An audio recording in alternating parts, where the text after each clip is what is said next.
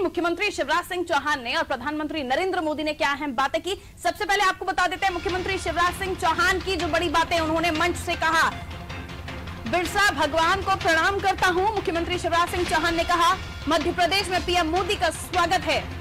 ये तमाम बातें मुख्यमंत्री शिवराज सिंह चौहान ने मंच से कही। कभी गौंड राजाओं का राज हुआ करता था, रानी कमलापति ने जल समाधि ली थी, आदिवासियों और एमपी का मान बढ़ाया था, रोटी कपड़ा और मकान का इंतजाम किया है। कांग्रेस सम्मेलन पर सवाल उठाती है, पीएम ने हबीबगंज का नाम रानी कमलापति किया है। राशन आपके द्वार तक आएगा, कोई गरीब भूखा नहीं सोएगा। कांग्रेस के पेट में दर्द हो रहा है, आदिवासियों के मसीहा हैं पीएम मोदी।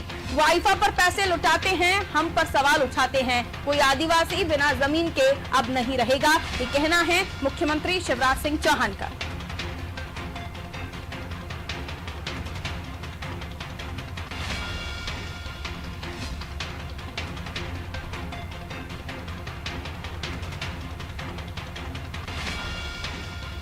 तो आज एक भव्य कार्यक्रम मध्य प्रदेश की राजधानी में आयोजित हुआ है, जहां प्रधानमंत्री नरेंद्र मोदी भी मौजूद रहे। और अब प्रधानमंत्री नरेंद्र मोदी जल्द ही हबीबगंज रेलवे स्टेशन, जिसका नाम अब कमलापति हो चुका है, वहां पहुंचेंगे। वहां पर भी एक कार्यक्रम आयोजित किया गया है। फिलहाल जम्बूरी मैदान में जो कार्यक्रम था, वहां प्रधानमंत्री नरेंद्र मोदी मुख्यमंत्री शिवराज सिंह चौहान ने संबोधित किया। और मुख्यमंत्री शिवराज सिंह चौहान ने अपने भाषण में जो बड़ी बातें कही वो आपके सामने।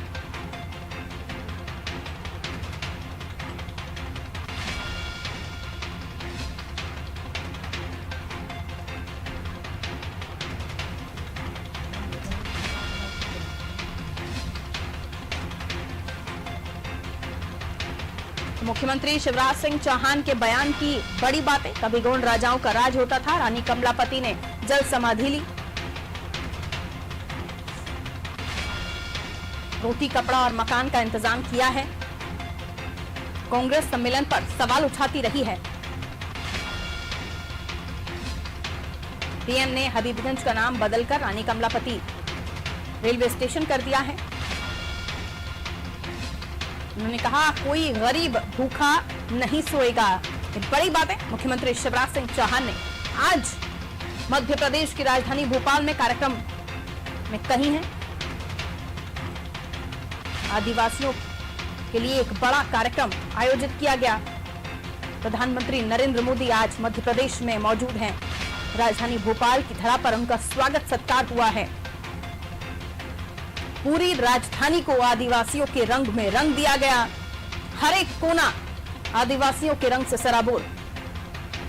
Mega show, big coverage. Jamboree मैदान से हुआ जंबो आयोजन। अनादि टीवी के माध्यम से अनादि टीवी के दर्शकों ने पूरा आयोजन देखा। और आज खास दिन और खास अपडेट आप तक लगातार अनादि टीवी पहुंचा रहा है। मुख्यमंत्री शिवराज सिंह चौहान ने मंच पर किस तरह से भाषण दिया, उनकी बड़ी बातें, तमाम वो चीजें जो आपको जानना जरूरी है, आपको सुनवा देते हैं। क्या कुछ कहा मुख्यमंत्री शिवराज सिंह चौहान ने, सुनिए। मैं आज भगवान बिरसा को प्रणाम करते हुए, क्योंकि उन्होंने हमारे आदिवासी जनजाति समाज को अंग्रेजों के शोषण से मुक्ति दिलाने के लिए जबरदस्त संघर्ष किया था और अपने देश की आजादी के लिए अपना बलिदान दिया था। बिरसा भगवान को प्रणाम। लेकिन आज प्रधानमंत्री जी को हम धन्यवाद देना चाहते हैं, उनका स्वागत करना चाहते हैं। बिरसा भगवान के इस योगदान को प्रणाम करने के लिए हमारे यशस्वी प्रधानमंत्री माननीय नरेंद्र मोदी जी ने उनके जन्मदिन को जनजातीय गौरव दिवस मना के रूप में मनाने का पूरे हिंदुस्तान में फैसला किया। एक जमाना था जब एक पार्टी राज करती थी, उसने एक खानदान के अलावा आजादी की लड़ाई का योगदान श्रेय और किसी को नहीं दिया। लेकिन प्रधानमंत्री जी भगवान बिरसा का सम्मान संपूर्ण जनजातीय समाज का सम्मान है। भारत माता पे यह कर्ज था, ऐसे सच्चे सपूतों का, जनजातीय योद्धाओं का। सचमुच में आपने भारत माता का के ऊपर जो कर्ज था वो कर्ज उतारा है जनजातीय गौरव दिवस की घोषणा करके। और इस फैसले के लिए एक बार दोनों हाथ ऊपर उठा के तालियां बजा के प्रधानमंत्री जी का स्वागत कीजिए, प्रधानमंत्री जी का अभिनंदन कीजिए। राजा रघुनाथ शाह, शंकर शाह, पंचा मामा, भीमा नायक, खज्जा नायक, राजा विभूत सिंह, बादल भोई, एक नहीं कितने जनजाति योद्धा थे जिन्होंने सब कुछ न्योछावर किया था देश की आजादी के लिए। ये उनका सम्मान है। लेकिन आज मैं हृदय से और केवल अपनी ओर से नहीं, मध्य प्रदेश की 8.5 करोड़ जनता की ओर से प्रधानमंत्री जी का स्वागत करना चाहता हूं।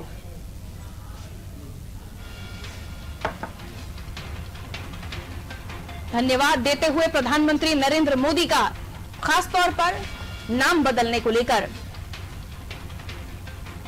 उन्होंने कहा आदिवासियों और मध्य प्रदेश का मान बढ़ गया। एक बड़ा आयोजन गौरव दिवस के रूप में मध्य प्रदेश से जिसका आगाज हुआ। लगातार विपक्ष पर कटाक्ष करते हुए मुख्यमंत्री शिवराज सिंह चौहान ने आदिवासियों के लिए योजनाओं की बात की। सौगातों का पिटारा आज मध्य प्रदेश को दिया है, खासतौर पर आदिवासियों को दिया है मुख्यमंत्री शिवराज सिंह चौहान ने।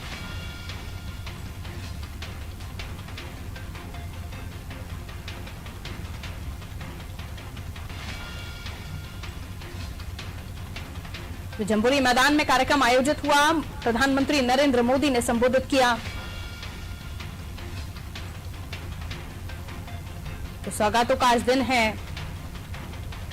और हर रूप में किस तरह से आदिवासियों का शुक्रिया अदा किया जाए इस पर जोर रहा। और चलिए सीधा लिए चलते हैं आपको न्यूज रूम, जहां से मनोज वर्मा जी हमारे पॉलिटिकल एडिटर हैं, हमारे साथ जुड़े हुए हैं। मैं और भी समझाएंगे आज सीएम शिवराज सिंह चौहान ने जो संबोधन में अपने बड़ी बातें कही। उसके अलावा मनोज जी, जिस तरह से फोकस रहा खासतौर पर आदिवासियों की योजनाओं पर, हम भी चाह रहे थे कि उन तमाम बातों का जिक्र मंच से हो, क्योंकि बार बार कांग्रेस की तरफ से इस मामले पर कटाक्ष किया जाता रहा है, सवाल उठाए जाते रहे हैं कि आदिवासियों के हित में नहीं है सरकार। जबकि हम देख रहे हैं इसी सरकार में हम एक बड़ा आयोजन होता हुआ देख रहे हैं, गौरव दिवस के रूप में हम आज का दिन मना रहे हैं। कैसे देखते हैं मुख्यमंत्री शिवराज सिंह चौहान के इस भाषण को, और प्रधानमंत्री नरेंद्र मोदी ने जो कहा उसकी मुख्य बातें जो हमारे दर्शकों को जानना जरूरी है आपके माध्यम से। मनोज, देखिए, भले शेक्सपियर ने कहा पारुल कि नाम में क्या रखा है, लेकिन इस देश की सियासत ये बताती है कि नाम में बहुत कुछ रखा है। क्योंकि जिस प्रकार से रानी कमलावती के नाम पर हबीबगंज स्टेशन का नाम रखा गया, रेलवे स्टेशन का, इसके बाद कांग्रेस ने जिस प्रकार से विरोध किया, और उसके पहले 9 अगस्त का वो दिन जब कांग्रेस ने, जब उनकी सरकार थी मध्य प्रदेश में कमलनाथ के नेतृत्व वाली, छुट्टी घोषित की थी उसको आदिवासी दिवस बताते हुए। लेकिन जब बीजेपी ने दोबारा सरकार बनाई तो उन्होंने उस दिन कोई छुट्टी नहीं रखी, कांग्रेस ने आदिवासी रैली निकाली और ये साबित करने का प्रयास किया कि ये छुट्टी नहीं रखकर बीजेपी आदिवासियों के हितों के साथ खिलवाड़ करी, उनके खिलाफ हैगी। लेकिन इसके बाद बीजेपी ने तभी घोषणा कर दी थी कि 15 नवंबर को जो बिरसा मुंडा, भगवान बिरसा मुंडा जो कि आदिवासी नायक है, महायोद्धा रहे हैं, स्वतंत्रता संग्राम सेनानी रहे हैं, उनकी स्मृति में 15 तारीख को छुट्टी का घोषित ने की और एक बड़े कार्यक्रम का आयोजन किया गया। और राजधानी भोपाल में हमने देखा लगभग 2.5 लाख आदिवासियों को मध्य प्रदेश के विभिन्न अंचलों से लाया गया। प्रधानमंत्री नरेंद्र मोदी इस मौके पर थे और इतना बड़ा मंच था। इस मंच पर आने के पहले प्रधानमंत्री नरेंद्र मोदी ने देश भर में कई सारे कार्यक्रमों की शुरुआत की और कुछ दिन पहले ही उन्होंने मध्य प्रदेश सरकार के इस कदम को आगे बढ़ाते हुए घोषणा कर दी थी कि अब केंद्र सरकार भी 15 नवंबर का दिन जनजाति गौरव दिवस के रूप में मनाएगी। यानी बीजेपी ने अपनी मंशा साफ कर दी है कि जो आदिवासियों को जिस प्रकार हकों से वंचित किया गया था अभी तक, वो उनको मुख्य धारा में लाने का काम करेगी। अब मध्य प्रदेश के संदर्भ में बात करें तो मध्य प्रदेश में आदिवासियों की आबादी लगभग 20 से 21% है, यानी हर 5वां आदमी मध्य प्रदेश का आदमी वो आदिवासी है। इन सब के बहाने एक बड़ा कार्यक्रम का आयोजन, क्योंकि 2018 में जब बीजेपी को चुनावी हार का सामना करना पड़ा था तब आदिवासी मतदाताओं की बेरुखी को एक बड़ा कारण बताया गया था। हालांकि 2019 के लोकसभा चुनाव में बीजेपी को बम्पर जीत मिली, लेकिन इसके बाद जो 28 सीटों के उपचुनाव हुए तो वहाँ कहीं कहीं बीजेपी को ये देखना पड़ा कि आदिवासियों का थोड़ा सा मोहभंग हुआ है। फिर से बीजेपी को समझ में आ गया कि अगर मध्य प्रदेश में सत्ता की चाबी उसे अपने हाथ में रखना है तो सबसे पहले आदिवासी आदिवासियों को साधना हो। और शायद प्रधानमंत्री नरेंद्र मोदी को भी ये समझ में आया और एक ऐसा इतना बड़ा मंच, मौका जिसको कह सकते थे कि मौका भी था, मंच भी और दस्तूर भी है, तो इसका उपयोग दोनों नेताओं ने बखूबी अपने हिसाब से किया। जहां शिवराज सिंह चौहान ने अपने आदिवासी बंधुओं को जिस प्रकार से लुभाया, उनके लिए जो कदम सरकार उठा रही उसका उन्होंने विस्तृत खाका खींचा और कांग्रेस को निशाना साधा। तो हम देख रहे हैं कि प्रधानमंत्री नरेंद्र मोदी ने भी इस मंच का उपयोग कांग्रेस पर निशाना साधने में बखूबी किया। उन्होंने नाम नहीं लिया, लेकिन उन्होंने सवाल पूछा कि आज़ादी के बाद से जो राज्य सरकारें रही हैं पहले, उन्होंने आदिवासियों को उनका गौरव क्यों नहीं दिया, क्यों नहीं इतिहास के पन्नों में उनका उल्लेख किया, क्यों देश के सांस्कृतिक जो उनका योगदान था आदिवासियों का उसको उन्होंने परिलक्षित नहीं किया, क्यों आदिवासियों को मुख्य धारा में नहीं लाया जा सका। तो सीधी सी बात है कि अगर 75वां साल आज़ादी का होने वाले 74 साल हो गए और लगभग 55 साल कांग्रेस की सरकारें रही हैं, तो सवाल उन्होंने सीधे सीधे कांग्रेस से ही पूछा कि क्यों आदिवासी आखिर ये पिछड़े हुए हैं।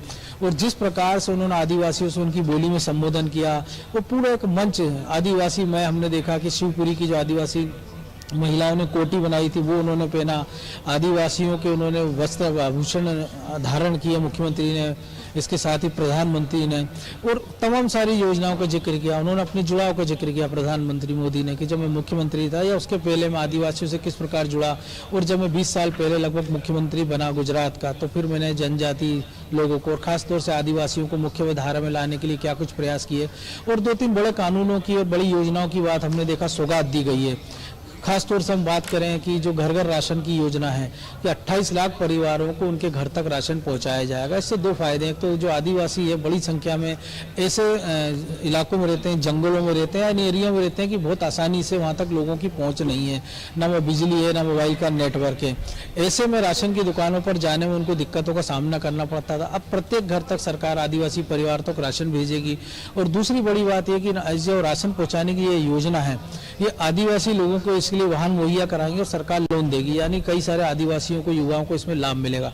और सबसे महत्वपूर्ण है पैसा एक्ट की अगर हम बात करें, 28,000 से ज़्यादा आदिवासी बहुल गांवों में लागू होगा। ग्राम सभाओं को अधिकार मिलेंगे आदिवासियों को कि शराब की दुकान खोलना या तमाम सारे वो निर्णय जो अभी तक हम मानते थे कि भोपाल से जो निर्णय होते थे वो आदिवासी अपने हितों में वहीं से अपने निर्णय करेगा और राज्य सरकार तक उसकी सूची भेज दी जाएगी और वो कानून के रूप में वहाँ लागू हो जाएंगे। इसके साथ ही जल जंगल जमीन को लेकर जो आदिवासी अपना हक बताते रहते हैं उसको लेकर पैसा एक्ट में कई सारे प्रावधान किए गए हैं। तो कह सकते हैं कि 2023 के पहले बीजेपी ने एक बड़ा मंच मुहैया कराया था और 2024 के लिए मोदी को भी उन्होंने एक बड़ा मंच मुहैया कराया, क्योंकि आज सुबह प्रधानमंत्री नरेंद्र मोदी ने जिस प्रकार से घोषणा की थी और प्रदेश देश भर में 50 से ज्यादा एकलव्य स्कूलों की घोषणा की थी, बिरसा मुंडा म्यूजियम की उन्होंने लोकार्पण किया था वर्चुअली, तो ये सारे कदम बता रहे हैं कि अब बीजेपी का फोकस आदिवासियों पर है और बीजेपी इसका इस्तेमाल पूरे देश में करना चाहती है। क्योंकि अगर आदिवासियों की हम बात करें तो राजस्थान हो, मध्य प्रदेश हो, छत्तीसगढ़, गुजरात, उड़ीसा, झारखंड, ये से तमाम सारे राज्य हैं जहाँ आदिवासियों की संख्या बहुत ज्यादा और कई जगह निर्णायक है। मध्य प्रदेश में 47 सीटें उनके लिए, लेकिन 84 सीटों पर उनका प्रभाव है। तो ये तमाम सारी वो बातें हैं जो किसी भी राजनीतिक दल को चाहेगा कि वो आदिवासी उसके पाले में जाए। जहाँ तक कांग्रेस की बात करें, कांग्रेस ने भी एक समानांतर कार्यक्रम का आयोजन जबलपुर में किया, लेकिन उनकी केवल बड़े नेता पहुंचे और माल्यार्पण तक उनका कार्यक्रम सिमट कर रह गया, जबकि वो चाहते तो किसी और दिन ये आयोजन करके एक मैसेज दे सकते थे। जयस जो कि लगातार ये कहता रहे कि आदिवासियों के सबसे बड़े पैरोकार है, उसने प्रदेश के 50 अलग अलग हिस्सों में कार्यक्रमों का आयोजन किया, 2 जगह बिरसा मुंडा की प्रतिमा लगवाई, लेकिन सारा एक जो बड़ा आदिवासी वर्ग है, क्योंकि हमने देखा कि भोपाल में भले ही 2 से 2.5 लाख आदिवासियों को लाया गया था, लेकिन पूरे प्रदेश में 1 करोड़ आदिवासियों ने सीधा प्रसारण देखा है, यानी कि लगभग जो आदिवासियों की संख्या है मध्य प्रदेश में उसकी आधी से ज्यादा आवासी सीधे इस कार्यक्रम से सीधे जुड़ी। तो जाहिर सी बात है कि इतना बड़ा मौका था और ये जो आयोजन है ये बीजेपी के लिए 2023 की नींव को और मजबूत करेगा। बिल्कुल मनोज जी, एक बड़ा संदेश प्रदेश से पूरे राष्ट्र को, और जाहिर सी बात है जैसे कि आपने भी बताया कि किस तरह से आदिवासी महत्वपूर्ण है, न केवल प्रदेश के लिए बल्कि पूरे देश के लिए सबसे ज्यादा आदिवासी वोटर्स हैं और इन्हें साधना बेहद जरूरी है। एक बड़ा मंच, लेकिन राजधानी में मध्य प्रदेश से इसकी शुरुआत की गई है। कोई और राज्य भी हो सकता था। आप कैसे मानते हैं आखिर इतना महत्वपूर्ण आयोजन मध्य प्रदेश की धरा पर हुआ? और जाहिर सी बात है मध्य प्रदेश के आदिवासियों को तो इसका लाभ मिलेगा ही, देश के आदिवासियों को भी मिलेगा, लेकिन सियासी एंगल से और हम कैसे देखें कि मध्य प्रदेश को इस कार्यक्रम के लिए चुना गया और प्रधानमंत्री नरेंद्र मोदी का भी आगमन? देखिए, जाहिर सी बात है, हमने पहले ही कहा कि एक बड़ी आबादी है मध्य प्रदेश में, सर्वाधिक आबादी जो 20% आबादी है मध्य प्रदेश में आदिवासियों की। देश का सबसे घना जंगल मध्य प्रदेश में और एक बड़ी संख्या में आदिवासी लोग सुदूर इलाकों में रहते हैं। और हमने देखा कि पहले कांग्रेस का इन पर हक था, लेकिन जिस प्रकार हमने झाबुआ के लोकसभा चुनाव की बात की थी, जब प्रधानमंत्री नरेंद्र मोदी का जादू चला और झाबुआ सीट बीजेपी के कब्जे में आई थी। 2003 का हम दर्शकों को बता दें कि जब दिग्विजय सिंह लगातार कह रहे थे कि उनकी सरकार मध्य प्रदेश में तीसरी बार बनने जा रही है, लेकिन जब झाबुआ का रिजल्ट आया और कांग्रेस ने वो सीट गंवाई, तब दिग्विजय सिंह ने अपनी हार स्वीकार कर ली थी। तो आप देख लीजिए आदिवासी बहुल सीटों का कितना एक महत्वपूर्ण प्रभाव है मध्य प्रदेश की राजनीति में। बीजेपी ने भी देखिए आप जोबट में जिस प्रकार से आदिवासी सीट को, जो कांग्रेस की परंपरागत सीट रही है, उस पर कब्जा किया है। वो पहले तक आदिवासियों के लिए कांग्रेस मतलब हाथ का निशान होता था और नेता के रूप में केवल इंदिरा गांधी को याद करते थे। लेकिन जब से मोदी प्रधानमंत्री बने और बीजेपी ने इस वर्ग में पेड़ बनाना शुरू किए, तो झाबुआ लोकसभा सीट भी उन्होंने जीती है। कई सारी शहडोल की अगर हम बात करें, वो लोकसभा सीट जीती है। इसके साथ ही बालाघाट की सीट हो, मंडला डिंडोरी के सुदूर एरिया हैं आदिवासियों के। लेकिन जैसा मैंने पहले जिक्र किया था, 2018 में जब बीजेपी को झटका लगा था, तब कांग्रेस के पाले में वोट बैंक वापस गया था और कांग्रेस को उम्मीद थी। अभी हाल के खंडवा चुनाव में देखिए कि बीजेपी को जो पिछला चुनाव 2019 में 3.25 लाख वोटों से जीती थी, लेकिन इस बार लीड घटकर उनकी 80,000 हो गई थी। ये सारी वो चिंताएं थी बीजेपी के सामने कि आदिवासियों को कैसे अपने साथ जोड़ा जाए और उनको एक स्थायी रूप से अपने साथ जोड़ा जाए, क्योंकि हर चुनाव में अगर ये वर्ग किसी और वर्ग के साथ जाएगा तो बीजेपी के लिए दिक्कत होती। इसके साथ ही हम देख रहे हैं कि आदिवासियों में राजनीतिक चेतना जिस प्रकार से जागृत हो रही है, उनको अपने हक के बारे में पता, उनको समझ में आ गया है कि एक बड़े वोट बैंक के रूप में उनकी उपयोगिता क्या है। अभी तक दो बड़ी जातियां मध्य प्रदेश में आदिवासियों के, एक भील और एक गोंड है। हमने देखा उन्होंने गोंड रानी जो कमलावती है उनका स्मरण किया है, उनके नाम पर भोपाल के स्टेशन का नाम रखा, जबकि कहा जा रहा था कि रानी कमलावती की जगह अटल बिहारी वाजपेयी, स्वर्गीय अटल बिहारी वाजपेयी जो कि देश के प्रधानमंत्री रहे, उनके नाम पर इस स्टेशन का नाम रख दिया जाए। तो एक अच्छी शुरुआत भी हम इसको कह सकते हैं, क्योंकि राजनीतिक दलों में हमने देखा कि अगर कांग्रेस की बात करें तो नेहरू गांधी परिवार के तमाम लोगों के नाम पर सारे पुल पुलिया, सड़क, खेल अवार्ड तक रखे जाते थे। और बीजेपी ने बहुत हद तक दीनदयाल उपाध्याय हो, श्यामा प्रसाद मुखर्जी हो, अटल बिहारी वाजपेयी के नाम पर इन परियोजनाओं के नाम रखने की घोषणा की। हम देख भी रहे भोपाल के जो बुलेवार्ड स्ट्रीट था उसका नाम अटल स्ट्रीट कर दिया गया पथ। लेकिन अब ये पहली बार किया गया कि इतिहास के जो नायक हैं जिनको बिसरा दिया गया है, क्योंकि कमलावती का जिक्र इसलिए जरूरी है कि गोंड रानी थी और मध्य प्रदेश में लगभग 50 लाख के आसपास उनकी आबादी है।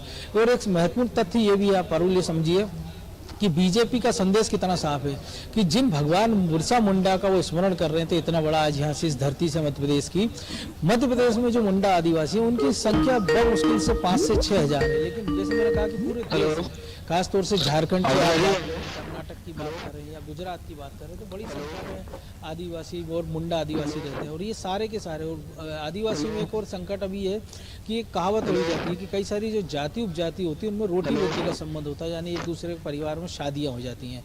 लेकिन इन आदिवासियों में परंपरा नहीं है कि गोंडों के यहाँ की शादियां भीलों के यहाँ नहीं होती है, सहरिया के यहाँ नहीं होती, कोल अपनी शादी अपने समाज में करते हैं, किसी और आदिवासी समाज में नहीं करते हैं। तो ये वो बड़ा कारण था कि आदिवासी बिखरे बिखरे थे और हर राजनीतिक दल उनको अलग अलग तरीके से लुभाता था। कि जैसे हमने देखा कि उपचुनाव जब हुए थे कोलारस मुंगावली में, तो बीजेपी ने शहरी आदिवासियों के लिए भत्ते की घोषणा की थी। कांग्रेस की सरकार बनी तो उन्होंने इस भत्ते को रोक दिया और बीजेपी ने फिर से भत्ते को शुरू किया था। मंडला डिंडोरी की बात करें हम तो दूसरे जो आदिवासी है सहरिया बेगा आदिवासी हैं, शिवपुरी शोपुर में सहरिया आदिवासी हैं, तो इस तमाम प्रदेश के शहरों में बिखरे हुए थे। तो बीजेपी ने उनको एक मंच पर लाने का प्रयास किया है जिससे उनको ये मैसेज दिया जाए कि ठीक है, आप किसी और आदिवासी नेता के नाम पर ना सही, आप प्रधानमंत्री के रूप में अगर वोटिंग करते हो तो आप नरेंद्र मोदी का चेहरा देखिए, और मध्य प्रदेश में आप वोट करने जा रहे हो तो मुख्यमंत्री शिवराज सिंह चौहान का चेहरा देखकर आप वोट कीजिए। तो संदेश साफ है कि इस 20% आबादी को किसी भी प्रकार अपने साथ ले आया जाए, क्योंकि बीजेपी ने भी पिछले दिनों जो योजना बनाई उसमें साफ तौर पर ये कहा गया है कि उन्होंने अपना लक्ष्य रखा है कि प्रत्येक बूथ पर उनको लगभग 11% वोट अपना बढ़ाना है। क्योंकि एक वोट बैंक के रूप में हम देखें तो बीजेपी को लगभग 40% के आसपास वोट मिलता रहता है और कांग्रेस को 38-39 के आसपास। कई बार होता है कि विभाजन नहीं हो पाता है या दूसरे दल मैदान में नहीं होते हैं, बसपा सपा जैसे बड़े खिलाड़ी, तो इसका सीधा फायदा कांग्रेस को मिलता है। तो ऐसे में बीजेपी का पूरा प्रयास यही है कि एक स्थायी वोट बैंक उनके साथ तैयार हो जाए और जो उनकी मंशा है कि मध्य प्रदेश की राजनीति में वो कम से कम 51% वोट लाए, ताकि जो भी दूसरा दल है कांग्रेस, जो मुख्य विपक्षी दल है मध्य प्रदेश का, जो दूसरी बड़ी पार्टी मध्य प्रदेश की, या सपा बसपा को छोड़ दें, तो उनको छोड़कर अगर कांटे का मुकाबला भी हो तो कम से कम 5 से 7% वोटों का अंतर रहे। और ये वो अंतर इतना बड़ा होता है कि किसी भी सरकार को बनाने गिराने में निर्णायक होता है। 2018 के चुनाव में आप यहाँ दर्शकों को बताएं कि बीजेपी को वोट कांग्रेस से ज्यादा मिला था, लेकिन सीटें कांग्रेस को ज्यादा मिली थी। उसका कारण ये होता है, कई बार आप छोटी छोटी जीतें हासिल करते कि 500 वोटों से, 200 वोट से, लेकिन आपकी सीटों की संख्या ज्यादा होती है और आपका प्रतिद्वंदी कोई सीट 1 लाख वोट से जीत लेता है, कोई 50,000 वोट से जीत लेता है। वोट उनके भले ज्यादा होते हैं लेकिन सीटों की संख्या कम हो जाती है। तो ये वो समीकरण है जिसपे बीजेपी बहुत बारीकी से उसकी बनावट पे काम कर रही है, उसकी जमावट पे काम कर रही है। बिल्कुल।